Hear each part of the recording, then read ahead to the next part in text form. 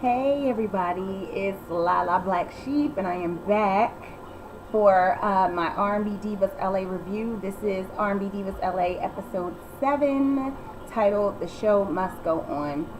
First, I want to say I am so sorry for taking so long. Tried to post a video the other day, just letting you guys know that I didn't forget about you and I was gonna post my video for my review. I'm so sorry. Something on my tooth.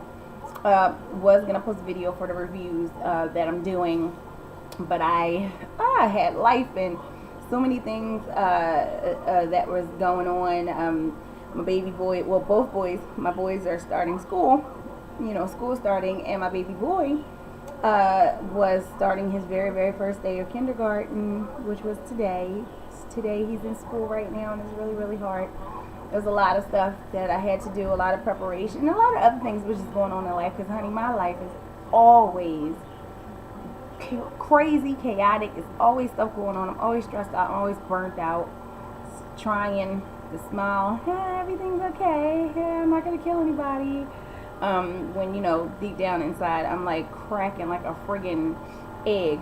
So it was just a lot. And then I had to work, and work was crazy. I couldn't even write my notes while I was at work because it was so busy. And trying to look up my stuff for R&B Divas LA and write my notes. See, little Mo gotta stop wearing all these bright ass clothes, because every time I tried to sneak and pull her up on my computer screen, she got neon green and yellow and hot pink and everything. And I'm like, as soon as somebody walk by my computer, they're gonna know I'm looking at something, because her and her bright glasses and hats and stuff. I'm like, Mo, you put me on blast with them bright behind clothes now. So it was really hard to write my notes, and if I had my notes written out, I'd be able to just kind of come and sit down and be like, hey everybody, this is what I have to say, okay, bye. So I'm here, and I think I'm done rambling. I may ramble a little later on. You know how I am. Look, my hair's not even done. I'm sorry, guys. I love you though, I really do. Okay, so I was gonna try to sing the theme song, but once again I am hoarse. I lose my voice every other day. So bye singing. Screw it. I'm no longer a singer. I just have to let it go and move on with life. Maybe I'll start knitting or something. I don't know. Fuck it. Anyway, so we start where we left off last week. Last week, because basically, or 2 weeks ago, because I'm so late, at rehearsal. After Mo dismissing and doing, if you're gonna quit, then leave. If you're gonna quit, then leave. If you're gonna quit, then leave. And she was still completely fired up. I can't stand the words turned up. I don't really say. She was turned up. No, but Mo was still fired up. She was still really pissed off about everything, and she was saying that Dawn had come to the rehearsal that they had last night with Phil, and she was like, oh, Kelly quit? No. We gotta talk to Kelly. We gotta find out what's wrong. I'm so lost. I'm so confused.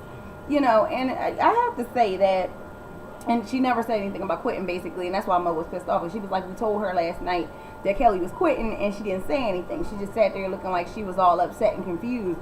And then had the nerve, if you guys remember, to still, well, this is what I'm gonna do, and this is my part, and still was putting out what she was trying to do or whatever, her little vague, little tidbits about what she was trying to do. Because if you ever noticed, she never really said much about what she was going to talk about. She was always too confused and nervous, and she needed to talk to Kelly because she didn't know what she was supposed to do. And I'll tell you one thing. The singing thing is not working for Dawn. I don't think it will ever work for Dawn unless she is behind someone who can actually sing and is strong enough to carry themselves. But what she does have a future in is maybe acting. Okay, because if it's one thing she can do very well, it's bullshitting. All right, because she is full of it. All right, being Kelly's little mole, playing both sides, and I think that's why. I'll get to it. Whatever, I'll get to that part. But yeah, Dawn was full of it, and I think that's why Mo was so pissed off. It's really hard when somebody does something and then they show up in front of other people and they do something completely different, and you be like, wait, that's not what you said yesterday. And other people be like, calm down. You be like, no, what she said, that's not what she said before. And everybody looking at you like you crazy, but that it's not you, it's this person You know what I mean? Because they acted like one thing, you know, Dawn was like, okay, Kelly quit, I got to talk to her and see what's going on, but, you know, in the meantime, let's go on. And then show up the next day like, no, I quit because, you know, out of respect to Kelly, this was her idea, and you guys just went on and did whatever you wanted with it. She wasn't saying none of that the night before when she was talking to Philip. Okay, so I get why Mo was like ready to kill somebody. Okay, not to mention the fact that Mo, you can tell that through all of this, she's been trying very hard to just grow and be more mature about things. You know, she was like, you know, my Baltimore came out, because it's like, you know, when you're coming, I'm from Philly, okay, and I was not necessarily like some crazy, you know, street hood gang banging whatever, but I knew how to pop off. Like I was like from 0 to 10, you know what I mean? I fought a little bit, didn't fight a lot, but I cuss you out in a New York minute. I really would. Like, say the wrong thing. I don't care who you are, pastor. Say the wrong thing, and I'm gonna cuss your ass out. I don't care who's standing here. I don't care who's watching. I don't care if we're in front of the church. I didn't appreciate the way you was talking to me. That's how I used to be. Okay. Unfortunately, that was what I experienced in life, and you know, I always had my back up, and I was always ready to just let's go. Like, I'm not gonna let you beat me down, whether it's verbally, whether it's physically, whatever. And I had to grow. You know, I have children. They look up to me. I have to teach them how to be, you know, respectful men in society, and you know, respect themselves as well as respecting other people. So I had to change, and it takes a lot, because there are many times a day, okay, everybody, when somebody says something to me, and in my mind I'm like, no, this bitch didn't just, you know, like, oh, fuck that, let me take my earrings off, because we about to, and I'd be like, Dana, okay, you're an adult now, honey, simmer down now, simmer down. Yeah, so I can understand how Mo would just be like, fuck it, I'm done. Like, I'm tired of doing this. I'm tired of just being a better person. You ain't trying to be the better person with me. You're going to sit here, you're going to disrespect me, you're going to act like I'm nobody to you. The way Kelly was treating everybody, you know what I mean? And I know a lot of people were saying, like, why is Mo popping off on, doing so much but not popping off on Kelly? She had a relationship with Kelly. Dawn was a little newer. She did have a relationship with Kelly. I believe Kelly is older than her. I believe Kelly was more established in the industry than Mo was. And when you have somebody like that where you're coming in and they've already been there and they know the ropes and everything, and they kind of take you in and lead you and teach you how things are, you have a certain respect for them. You look up to them. So when they do crazy things, you're like, I don't know, maybe I'll give them the benefit of the doubt. I'm not so quick to jump on them. You know what I mean? But I'm pretty sure that all of Kelly's antics in combination with Dawn, you know, just getting stuck on stupid all of a sudden and acting like she was one way when she was a completely different way the whole time, would make you pick up a chair and bust her upside her head. Because you're like, oh, that's it, I'm done. So I get it, I do. I'm sorry, but I'm for Mo on that, because it's not right the way they did it. But moving on, I told you I was going to ramble. I'm a rambler. Okay. So Mo was kind of calming down a bit. And then Philip came, you know, he showed up to rehearsal, and Mo was like trying to tell him like what happened, and you know, he's like, I understand, like he was like, I hope you didn't, you know, use any foul language. She's like, oh yeah, I did. But you know, he's like, he understands Mo's frustration, because he was there the night before when Dawn was acting like she was just so surprised, but you know, whatever, she was gonna push on like everybody else, and we were gonna get through this. But then he reiterated the fact that they have a limited amount of time to work with. You know, you got to remember, for some reason, they only had like they had a set time where they had to have these monologues ready. And not much has been happening, and they're consistently running out of time while all of this drama, you know, is ensuing, if you will. Okay?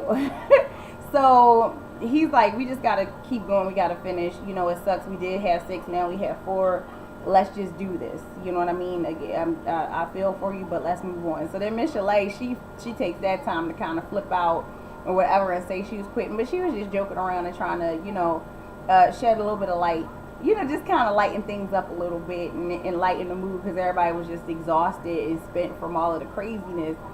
And, you know, Mo was laughing and stuff, but I could tell in Fred's face, he was like, ha, like, I done been with y'all heifers for I don't know how long, and we haven't gotten anything done. So I'm pretty sure he is like past the joke, past everything, because this is a professional man, okay? And he's still working. He's still, you know, at the peak of his career, all right? Like, ain't no, I'm trying to find something to do so I can get my career back. I know I'm all fixing my clothes, I'm sorry. But he's like, he's really out there, like, I got stuff to do. And, you know, I was hired to help you out, so let's go. I can understand that. That's frustrating. And so he was over it. Then we go to Claudette's. Okay, now I know everybody noticed that she's been missing in action for a while. She wasn't at any rehearsals, she wasn't in any scenes, and basically she's at her house and she's talking to her manager, Ashley, and she's explaining that the reason that she hasn't been around is because, you know, she had an issue. It was a freak accident with her daughter Bella. She was in the shower, and the kids were, I guess, in her bedroom, or I don't know where her steamer is, but her son was playing with the steamer, and he went to take the lid off of it, I guess, and the water splashed onto her daughter, on her face and everything, and it was on, so the water was very, very hot. You know, she said she was in the shower and she heard a scream, but it caught her because it was a different kind of scream. And I know anybody with kids will know, you know, you have little girls and sometimes even little boys, they be screaming at the top of their lungs all the time just because they're laughing and they're having fun and they're playing. Kids are some screaming behind beings, okay? But you know, a certain type of scream will stop your heart. You be like, no, something is wrong, and you go. You know that's not right.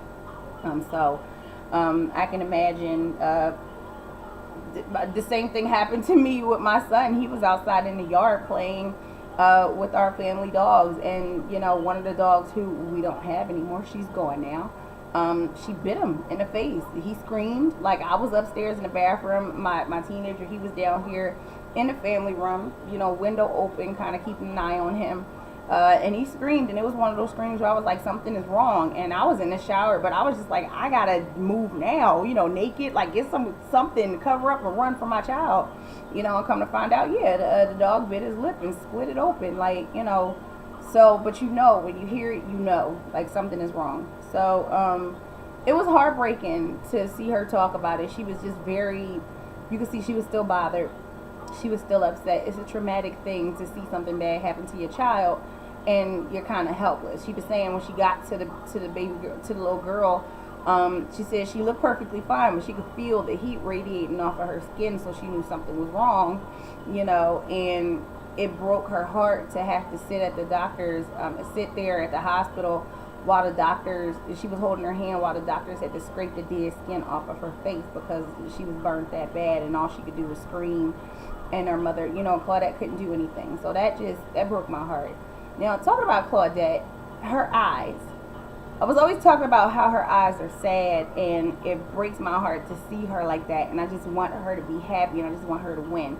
But I kind of noticed something that's very, very, I noticed something that's very relatable in her eyes. It's not sadness, I don't believe. I think she's tired. When you look in her eyes, you see exhaustion. I feel like her soul is tired, and the only reason that I can say that and go that deep is because that's how my eyes look a lot. Like, that's how I look all the time usually, because when you just have like a life where you wind up where you never thought that you would be. Like, I don't know where I was gonna be, but I never really thought that this is where I would be. And it's just like so many things happen to you. You just get so many bad things. And it's like a lot of it is your doing. Some of it is other people's doing. Some of it is just bad luck. But you're like, God, can I please just have a break? I just need to win just for a minute. Like, please just let me breathe. And you get tired. And, you know, when you're a mother, when you're a parent, you gotta go. You gotta do that for more than just you. You know what I mean? You have to live, you have to provide, you have to keep going. You can't get tired and just be like, forget it, I can't do this no more, because you're not living for you anymore. You're living for those children that you love and you care about and you want to be there for, you know. And sometimes the people be like, what's wrong? Why you look so sad? What's wrong? What's wrong? And it's like, I'm just tired. I just really, really want, I just need a breakthrough, you know. So I kind of see that in Claudette, and I can definitely relate. I feel for her. I really, really want her to do better and to win. I feel like the stuff that she's been through, just from what I'm seeing and what I'm hearing, and you know, it's difficult. And she seems like she's a good person from what I see. I don't know her personally. She may be horrible, but if she is, at least she's a little smarter than Kelly, and she knows not to put it out there for everybody to see. Okay, so I think she's a good person, and I just really, really, I pray for her to, you know, just do better and receive some blessing, you know, some more blessings, so she could do more for her and her children. But her manager, you know, Ashley is like, okay, well, you know, now that everything's okay, Claudette says the bill is better, the kids are better, everything's better, she's ready to work. So her manager is like, well, I have a lot of things lined up for you for the next 4 weeks, you know, to get into and get done before she leaves. So obviously, and just with Mo and what her and, I'm sorry guys, I'm all over the place. I'm really sore today. My whole body is sore. I feel like I was weightlifting or something. As you can see with Mo and with Claudette, you know, their time in LA is temporary. I'm not sure about everybody else, but it seems obvious that everybody came out for a certain period of time. So now Ashley is trying to get that stuff, trying to get some things done for Claudette, because she's lost a lot of time with just things happening, you know. So she's like, she's ready. One of those things is a photo shoot for Control magazine for her and the other ladies and the other divas. And also, you know, some meetings with some producers, which we'll see later on. One of those producers is Rodney Jerkins. Okay, so we get with Mo and Michel'le, and they're sitting down with Shantae, and they're kind of bringing her up to date, up to speed on what happened with Dawn. You know, so they, sorry guys, I'm looking at my notes. So Lil Mo was like, you know, you miss a day, you miss a lot. So they're gonna sit down and have a sip and spill, and just discuss it. So she was saying, yeah, so you know that Shantae, she was telling Shantae, you know that Kelly quit, and Shantae's like, yeah, I was there. You know, said she would support us, you know, as long as her schedule permits. And Mo was like, you know, I'm not even gonna, you know, make a big deal about the fact that I looked at, you know, Kelly's website and that day is open. But we don't know. That's on her website. You know what I mean? Like Outback Steakhouse may have had some kind of all-you-can-eat baby back rib special or something that day, and she's booked for that. I don't know. So, yeah, she moves on with that, and she's saying that basically the day was open when Kelly was supposed to be using her team of one person. But because they decided, they insisted on going on with Fred, and all of a sudden she had things to do. And as we will see later on, she did have things to do. She had that day booked for her monologues, I guess. I don't know. Even though it seems like, I don't know if her monologues came out the same time as theirs, because they all seem to be working on a set schedule. Maybe Kelly moved hers up beforehand, because it looked like she did everything that she could to try to put it out before the other ladies did. But whatever. I don't care less about, I mean, I couldn't care less about what's going on with Kelly.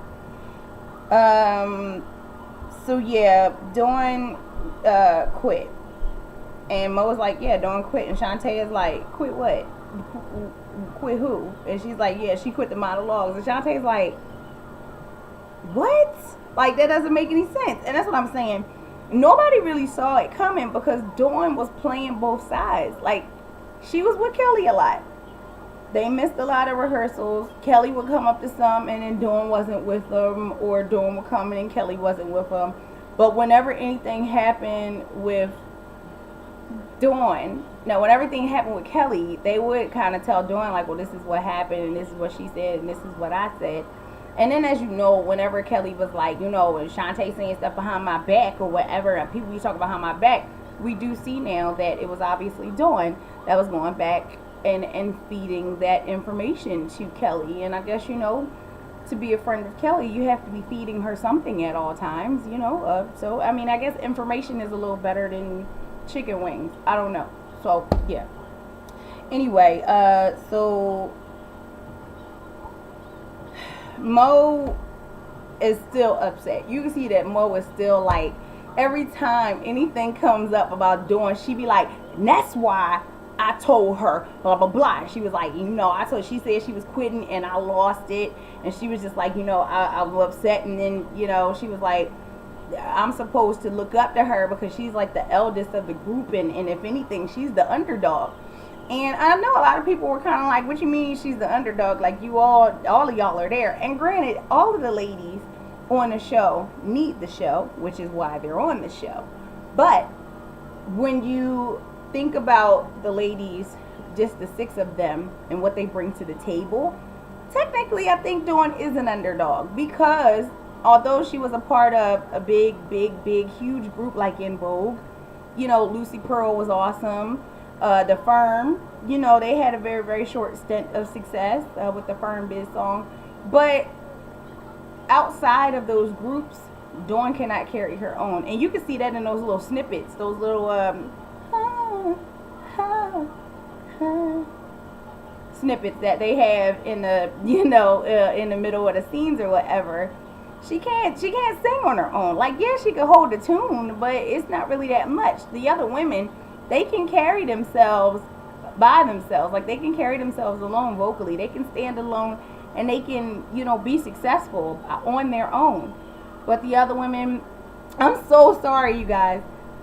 Mos Def is on Yo Gabba Gabba right now, and it just so happened to come off of On Demand onto Yo Gabba Gabba, and I see him in this goofy outfit being Mos Def, and it's very distracting. So I'm so sorry. I'm trying to squeeze so much into today, and I'm trying to keep my mind off of my baby, and I think Yo Gabba Gabba is not helping.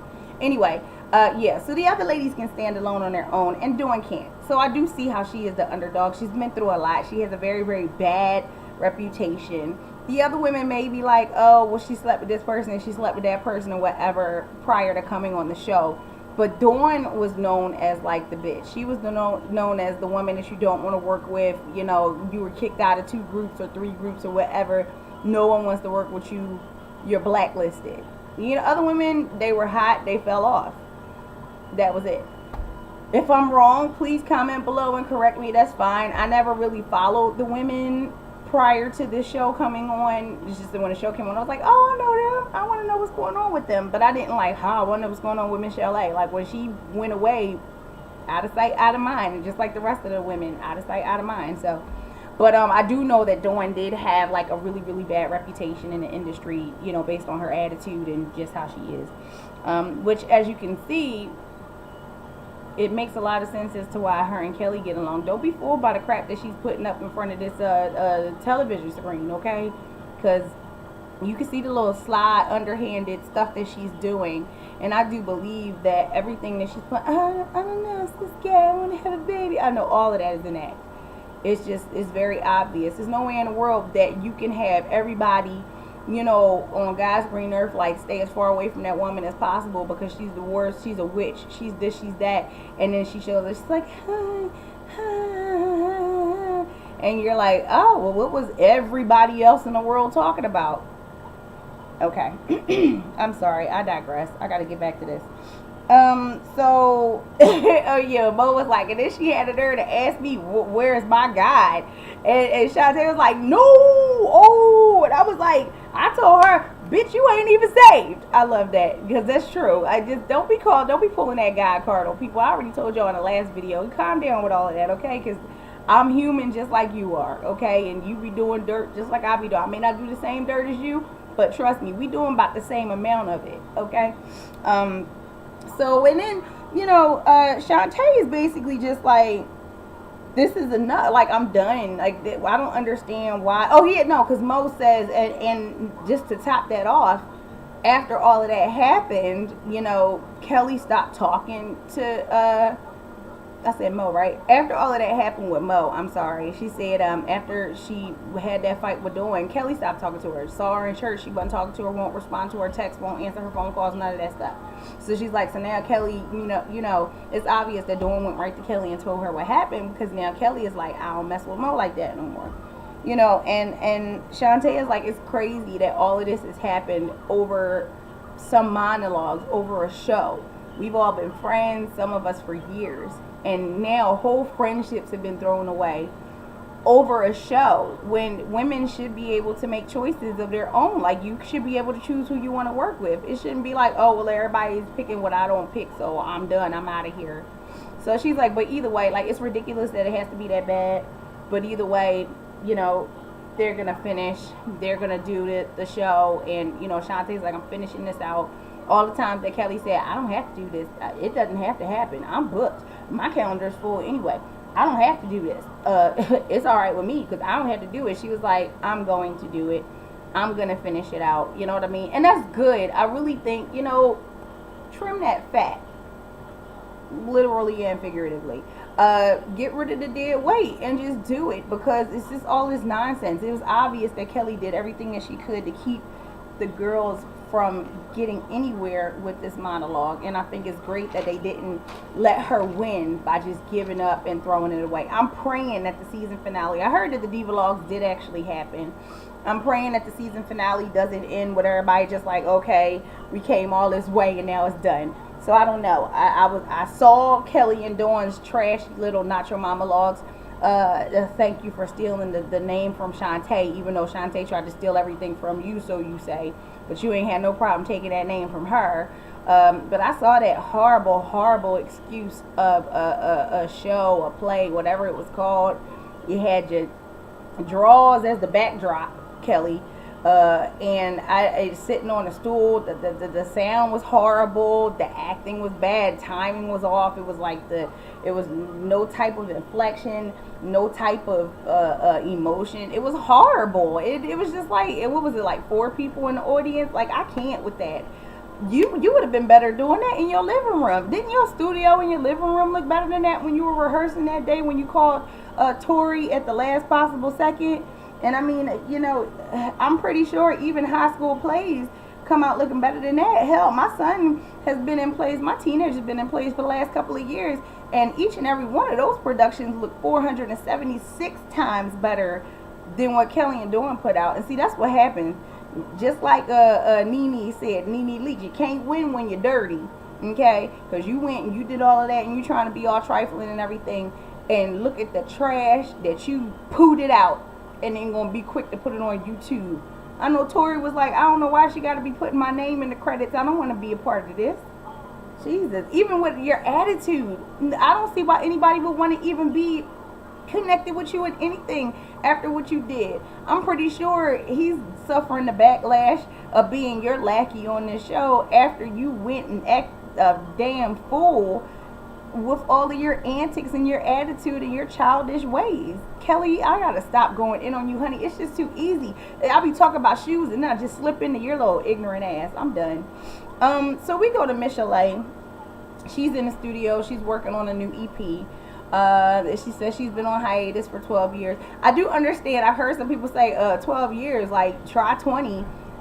Maybe she was, you know, still performing her old songs up until 12 years ago and then she stopped. No, she may not have put out any albums or they may not have been successful. But I do think it was probably 12 years because, I mean, her songs are still classics. She can still perform them and people can still get excited about it. So I'm pretty sure she was still performing the same songs, you know, up until 12 years ago. Maybe by then she was just like, okay, I gotta take a break because ain't enough people buying no tickets. But, you know, she's like, I'm trying to put out some new music because I need new fans. It's a new generation, and, you know, if I want to keep my old fans, I just keep doing my old music, so it's time to put out some new music. They were working on a new song. I thought it was called Beautiful, but I heard a different title later on in the show, so I don't know if it's just a bunch of new material. But she's working on a new song, and she feels like it sounds good and everything, but they're not ready, and it needs work. We go back to the monologue rehearsal real quick. Michel'le is not there because, of course, she's working on her, you know, new album and everything. She's in the studio. So Shantae was reading Michel'le's part in her voice, and she's like, and then, you know, I want to do this, and I'm going to do that, and how about you? And it was just really cute with Shantae doing it. See, it's all love when friends can do that with each other. And then Claudette arrives. Shantae was reading Claudette's part too. It must be difficult to just be rehearsing with like 2 or 3 people at a time all the time. But Claudette came back, you know, and they were kind of bringing her up to date that only 4 girls were left because Kelly and Dawn dropped out. And Claudette's like what? Like, not only did I miss all of this stuff, but so many things changed. Like, now we're down to 4 girls, and, you know, she's just like, oh, okay. But she was like, I said I was going to do this, so I'm going to stay with it. You know, it sucks that the other women quit, but I'm going to do this. Like, you know, some people just have what you call integrity. Okay? And even though it's overwhelming, it's hard for everybody to come up there and put all of their stuff out there for everybody to see, you know. But if you say you're going to do something, and do it. That's how you stay in the industry. That's how you sustain as an artist. You know what I mean? It's not just about having talent. There are plenty of people out here who can sing their asses off, and they're working at McDonald's, okay? And a lot of it may have to do with the fact that they don't have the other things that are required to make it in the industry, like integrity and professionalism and ethics and morals and, you know, whatever, business, you know, savvy. There are lots of things. So it ain't just about singing, Kelly. So you could go ahead and you could rip it all you want to in your little singing, your little ad-lib parts or whatever in between the scenes, but it still doesn't take away the fact that you are a nasty, nasty person. You know, and all of that is editing, and they're just doing this to me. Honey, I don't understand. I feel like they would have to go through a whole lot of trouble to paste your lips to say things that you didn't say, okay? And make your face and your body language. Because, honey, when you walk onto the scene, you don't even have to say anything and you're offending people, okay? You walk in and the way you... with sunglasses on, you ain't looking at nobody in the eyes, you gonna turn and I'm... whatever. Like, you don't even have to say anything, honey. I'm pretty sure editing... they would love to be able to edit it to make you look bad, but you probably just made it so damn easy for them. All they had to do was just sit back and roll. That was it. That's all you, boo-boo. And Dawn, shut up. That's it. Just shut up. Alright, so there's a lot of work to be done. Claudette's nervous. She's got a lot of catching up to do. And she's also nervous about opening up about her past. It's some pretty heavy stuff. So we go back to band rehearsal. We go back to Michel'le, and she's having actual band rehearsal for the listening party. You know, she's up on stage with the band behind her, her backup singers, and they're doing a song. You know, and now Donald, her manager, it was Errol, her CFO, and Donald, her manager, who were like, you need to do this, you need to do this. And she's like, I'm not ready, we're not doing it. So now Donald, who's the manager, he's like, okay, so you're going to perform this song tomorrow? She's like, no, I'm not. And he's like, we really need to do this. You need to do the new material. And, you know, he's like, hands up, everybody who thinks that Michel'le should do the song tomorrow. And it was funny because the band raised their hand and the background singers raised their hand. And, you know, Donald and then Errol raised their hands. And she was like, okay, well, I guess I don't have a band. Like, y'all can do whatever y'all want to. You're not going to push me to get up out here and make a fool of myself. And that's the thing. Thank you, Michel'le, because they keep on pushing you about making a comeback and having new material and you know, just bow and not being too safe and everything. But you got to be careful, because if you make a comeback and you sound like trash, that's worse than just not coming back at all. So yes, if you're not ready and you don't feel that you guys are prepared to do this new material and it's going to be flawless and everything, don't do it. That's perfectly fine. And I respect the fact that Michel'le was like, look, you know, Errol was like, well, we're contracted to do this. And Michel'le was like, who made the contract? That's right, you didn't. There you go, putting your foot in your mouth again. Like I said, I'm not going to do it, and I'm not going to do it.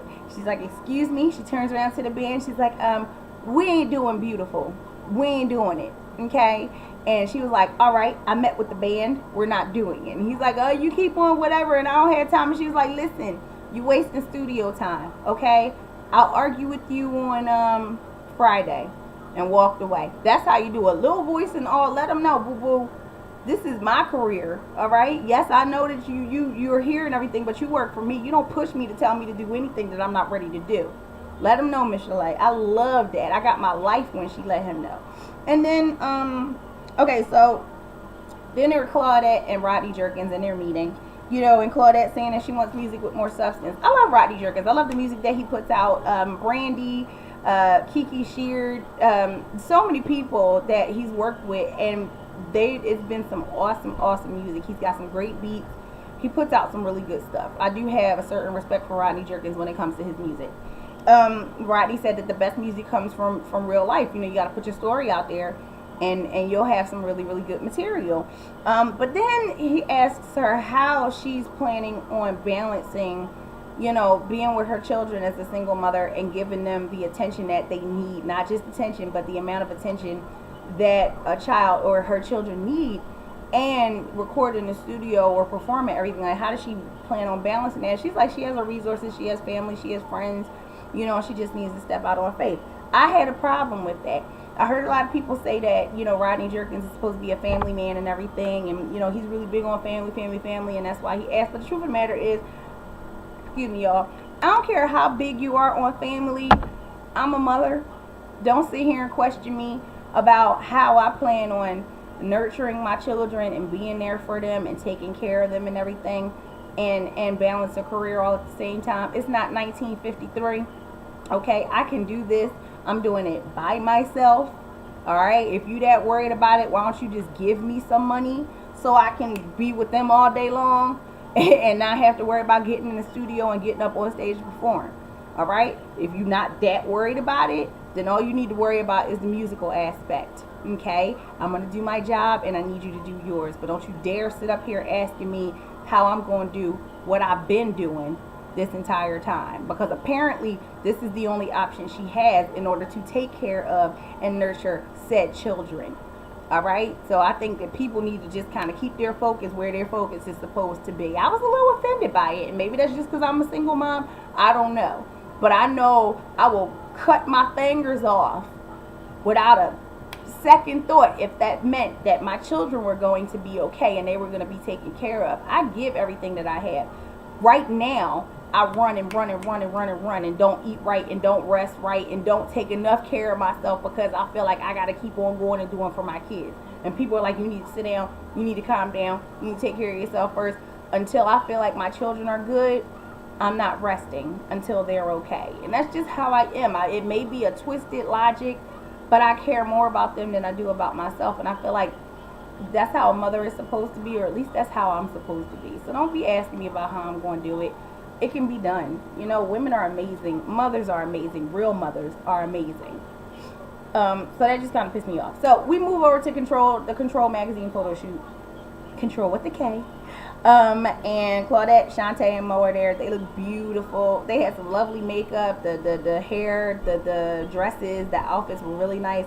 Claudette looked really beautiful with her hair straight. I heard a lot of people saying that she favored B. Scott, and I kind of see it. I think that Claudette is beautiful. I think that B. Scott is beautiful.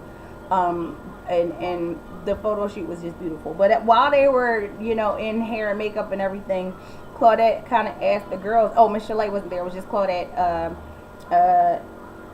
Shantae, and Mo. Claudette asked Shantae and Mo, I was thinking about inviting Kelly and Dawn to the monologues. You know, just out of respect, you just, hey, why don't you come on along? And you know, Shantae was like, no. And Claudette was like, really? And then of course, here we go. Mo was like, this is how I feel. She was just like, basically, I love you, I got love for you, like you my boo or whatever. If you want to invite them, you go ahead and invite them. But after they've disrespected me the way that they have, after they treated me the way that they have, and they've done what they've done to me in my life, I don't want them anywhere near me, my dressing room, anything. So you want to invite them, but I don't need to see them. I don't need to smell them. I don't need to see nobody seeing them and smelling them.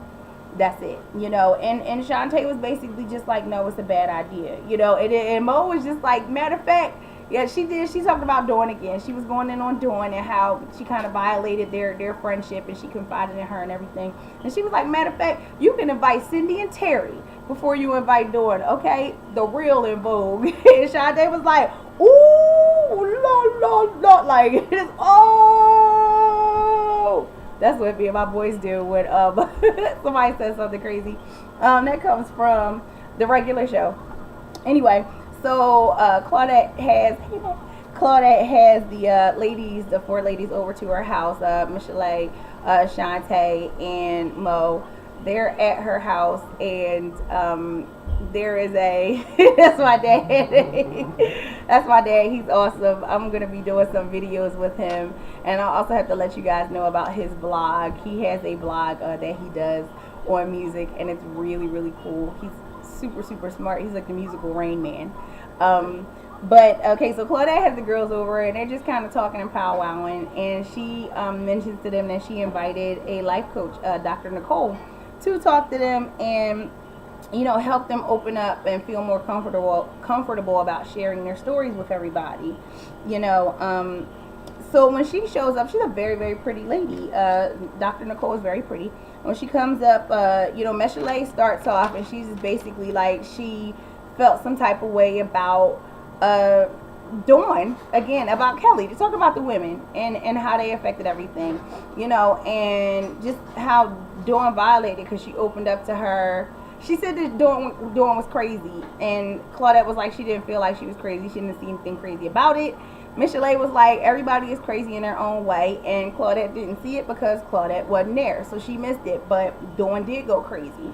They're upset about how Kelly and Dawn have treated this whole thing, and Dr. Nicole had to bring them back, like, don't worry about them, let's worry about you guys and telling your story. Like, they're not here anymore, and she said some really, really powerful things. She was saying that she asked them what they wanted to achieve from sharing their stories with the audiences, with everybody, and they were saying that they wanted understanding, and they wanted acceptance, they wanted to help people and let them know that they're not alone. They wanted to feel like they weren't alone in the things that they'd experienced. And Claudette has said that she had never, ever talked about her rape before. When it happened when she was 14. After it happened, she buried it. She moved on. She never even shared it with her friends or family, anybody. And now she's about to put this out there and share it with a bunch of people that she doesn't know from a can of paint. She's nervous about that. And she thought that when she buried it at age 14, that she was done with it, but she's also realized that it's been resurfacing now in her adult life, which that happens to people. It's happened to me before. I've had things happen to me, and I swear to God, I swear for God, and I'm sorry for swearing, but I didn't even remember that it happened until I went to a therapy session, and the woman was talking to me about some things, and it opened up the floodgates. Like, stuff was coming out that I was remembering, and it was too much for me. Because I had buried it, and I'm talking about buried it deep, and I didn't even know what was going on, but I was remembering all of these things that happened to me as a child, and that happened to me, by the hands of people who were very, very close to me, and it was devastating. I never went back to therapy for a long time because I was just like, now it's all out, now it's here, and now I'm just completely messed up in my head, and I actually wound up having to go back to deal with it, because I was like, you opened this door, I need to either, learn how to close it, or learn how to deal with all the shit that you got out when you helped me open it, because I was okay with it being closed, but you find out that you're not, because it also answered a lot of questions about why my relationships were going the way they were going, why I treated people the way that I treated them, why I had so many trust issues, why I had so many anger issues. So it does affect you, even if you try to make it go away. If it happens, it happens, and your brain works in an amazing, complicated way, to protect you, and also sometimes to go against you. It just is what it is, So Dr. Nicole, she was saying that there's a difference between surviving and thriving, and with thriving, thriving is taking that power, back from whatever happened to you, taking it back completely for yourself, where it's no longer, like the secrets and everything is no longer holding you captive. Your thrivers tell their story, and that's true, because from the things that I've gone through, I wasn't able to kind of start healing and feel better about it until I could actually sit there and say, this is what happened to me, this is what I did, this is how hard I fell, this is how I got back up. I'm still damaged, I'm still broken, but I'm getting better. And the more I talk about it, the more I start to feel a little lighter, and I start to see light. But for a long time, I was keeping it to myself. I was ashamed, of things that happened to me and things that I did to myself. I was ashamed, and I kept it in me, and I swear it was like acid. It was just burning a hole in me, and it was losing more and more of myself until I started to just let it out and tell people, like, I'm human. This is what happened to me. I'm here. It's a testament. So I thought it was awesome, the things that Dr. Nicole was saying. And the thing that she said when she said secrets force you to hide, you know, they hold you captive, and you have to find that strength and letting it out, you know, and taking that pain and taking that shame and strangling the life out of it. And she was like, you know, and you take the power from your truth, because nobody can tell your story the way you tell your story, you know. And that was really powerful, and it really helped the women just feel better about sharing their stories and just get that confidence that they needed so they can get up there and do it. Hopefully it carries over until the monologues, because it looked like they were having some trouble on the next episode, which is the finale. Okay, so Michel'le goes to her performance for her listening party. Once again, she said, no, I'm not doing the new material. I'm going to do my old song. We're not ready. Okay. And that was the end of that. She went out. She did No More Lies. I'm not sure what she was wearing. It looked nice when she held her arms up in the air because the gut kind of pulled up a little bit. The dress was a little too tight. But, honey, we got these mama bodies. I understand. Sometimes certain things are hard to get rid of. But for me, I'm trying not to wear things that don't make it work. I love certain outfits, but I just can't wear them because my body just won't let me. Okay, Michel'le, but I love you, honey, because you got out there. You say you love me, and she just does it so like without even. It was effortless. I love her voice. She still has it. She still has it. That run, that was funny, but she killed it. Okay, so Mo and Kelly arrive at a restaurant. This is the meat and potatoes. And I'm going to try not to go in too hard on Kelly because I'm so done with Kelly. They show up at a restaurant. Mo just wants to meet her woman to woman. And that's the thing that you do. Don't be talking about people, about them behind their back and stuff like that if you can't just sit in their face. Kelly's not talking to her. They're seeing each other at church. She's sending her text messages. He's calling her on the phone. Kelly's not talking to her, not answering her. And Mo has never done anything directed to Kelly other than make her own decision about who she wanted to work with and then go off on doing about being a bullshitter. Okay, so she gets there. Kelly shows up. Like I'm saying, body language, Kelly. You don't even have to open your mouth, and you're already telling everybody how much of an asshole you are. Okay, so she walks in. She got her little sunglasses on. I don't know if she was blinking. No sunglasses. I mean, the sunglasses. Okay, she's like, yeah. So Mo was like, how are you? She's like, I'm fine. Really? How are you? You want to know how I am really? Really? I'm fine. Well, what do you want to know? And she's like, well, I was trying to figure out, you know, why you aren't answering my messages, why you aren't talking to me. Rolls, shrimp rolls, spring rolls, jelly rolls. I'm sorry, Jeffrey roll, because you know she probably went back into that. I'm at a restaurant, I gotta yell for some food. I'm mad because I'm sitting in the restaurant and I ain't eating nothing. That's why she was mad. But then she had to bring it back. Nope, wait, I'm mad about something else. Let me call my husband. Jeffrey roll, Jeffrey roll, Jeffrey roll. So Mo is like, the fuck? Like, what is going on? You know, I'm not here for any publicity stunts today. No publicity stunts. Like, what publicity stunt is it for some? Okay, I'm saying it. Blah. Publicity stunts. Is it to have somebody who was a friend of yours pull you to the side and be like, what's going on? You guys are on the show, so there are cameras here. You want to act like a fool on the show? Well, then we could talk about why you're acting like a fool on the show. If anything is a publicity stunt, is you running around acting like a dickhead. So her husband comes. How do you call your husband on another woman? What exactly is it that he's going to do anyway? So Mo is like, fine, I'll call my husband. She's like, I just wanted to talk to you, try to invite you back to the monologues. She was actually trying to be the bigger person and offer the olive branch. I already said I wasn't doing the monologues. I don't understand why we're even talking about this. Why are we talking about this? I said I wasn't doing the monologues. So she's like, you know what? I'm going to go get my husband so we could be on a fair playing field or whatever. She calls Philip. She's like, I'm just trying to talk to you. Here go Kelly. Boom. Mo is facing her. She facing Jeffrey. She gonna talk to Jeffrey to answer Mo. Now see, that's that kind of shit that make you stand up and pop you in your damn face. Okay? Because you don't have to be that disrespectful. I'm sitting here and I'm talking to you. woman to gorilla. I'm sorry, woman to woman. All right, and this is how you have to respond to it. You want to talk about people are hostile, people are being combative. Now who's being combative? Now who's being combative? So you learned a new word. Shut the hell up. So then Mo was done, and that's the thing. Mo was like, I can't do this anymore. Like, I'm out here. I got my family out here. My husband is canceling work. My kids are out here. Like, you acting like this and you doing all of this stuff. Kelly did everything that she could to keep this monologue from happening for the ladies. She showed up at those rehearsals only to keep them from getting anywhere. Because she and Dawn were working on this other monologue from the gate, from the time that they said, I got somebody that I want you to meet or whatever. We got somebody to try to produce the show. From the moment she met Fred, okay, she was already working on her own monologue. And the only reason that Kelly showed up was to try to stop the women from doing things. There was no reason for her to get up in the face. How am I going to know? How am I going to know? You're going to be like, go here, Kelly. Go here, Kelly.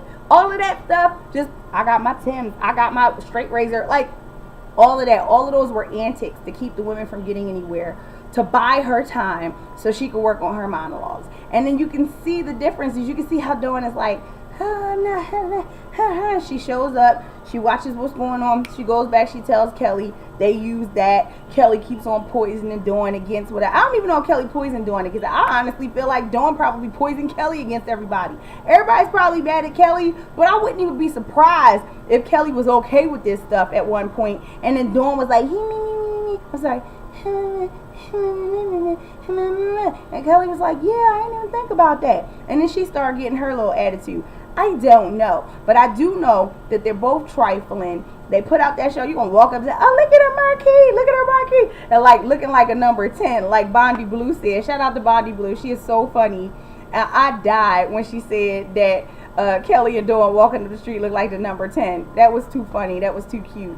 But anyway, they talk about the marquee, and they're going to talk about how the women were doing this and they did this and they did that and took the show. I threw a birthday party for Shantae, and then they did, child, please, nobody did anything to you. These women came and they tried to help you move things along because you put an idea out there. You made everybody uproot their lives to help you out, and then you sat on your ass and didn't do anything because you were booked. I'm booked. Okay, but you didn't get anything done. So they tried to help you get it done, and then you're like, oh no, I'm not in control, I'm not okay with this. You are devilish, underhanded, ignorant, sneaky, trifling troll of a person. Your voice doesn't mean shit, okay? Doesn't mean a damn thing, because your personality is trash, okay? And I know some people will say, I loved Kelly. I'm trying to tell you, I am a singer.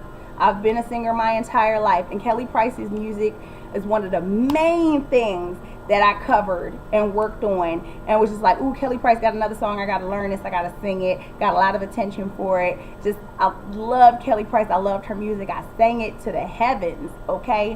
Which is why I'm so appalled by this behavior. How do you, when you're looking up to somebody and like, oh, this person is so amazing, I want to be like her. She was a big woman, she was singing, she was doing her thing, I was a big girl. And then you get up there and you just ruin everybody's dreams and just everybody's like, it's like finding out that Santa Claus is a mass murderer. Like, what the fuck, Kelly? So anyway, the next episode, I'm sorry if I missed anything. I love you guys. Mo went off. Yeah, I'm sorry. I skipped that. Mo went off. She was just like, I'm done. Like, this is not TV. This is real life. I had my family out here, my kids out here, whatever, and you playing. Kelly, like, making her little faces like, and look at this fool. And after you did all that, girl, I'm trying to tell you, you better have extra security, because I would not be surprised if somebody came up and shanked one of them rolls. You probably wouldn't notice it, but I wouldn't be surprised if they just got in there somewhere. You probably be okay, because you got plenty of protection and shit like that. But still, I wouldn't be surprised if somebody was just like, hey, because you just evil. You know, I give God and everything. God. Girl, woo! I know God is like, don't be putting me in that. I don't know her. Anyway, Thank you so much, guys. I'm so sorry that it's late. I will be doing Basketball Wives. I'm not going to do episode 1. It was the Evelyn Lozada show. I'm just going to squeeze that in with episode 2. You will be seeing more of me now that my baby's in school. I'm going to miss him, but hopefully I can make up some of that time spending it with you guys, okay? Sorry my hair is not done, makeup, whatever. So sorry, but this is me. You see me much worse than this, I know. And I know this video is long, but I love talking to you guys, and hopefully you'll talk to me too, all right? Thank you so much for my subscribers. I didn't even think I would have 2, you know, and I've gotten like over 50 now, so that's awesome. I'm going to be making a video shouting out some other YouTubers. I got some love from a YouTuber that does True Blood reviews, and I really appreciate it. I'm gonna shout out, I'm gonna make a special video for her and for the other guys that I look up to and that, you know, inspired me to do this. This is R&B Divas LA, episode 7 review. I hope you enjoyed it. I'ma try. Ready for the spotlight, that's the reason I'm still here. The ups, the downs, the laughs, the tears. It's time for me to face my fears. I don't know. Love you guys. Later. Damn phone. I'm out.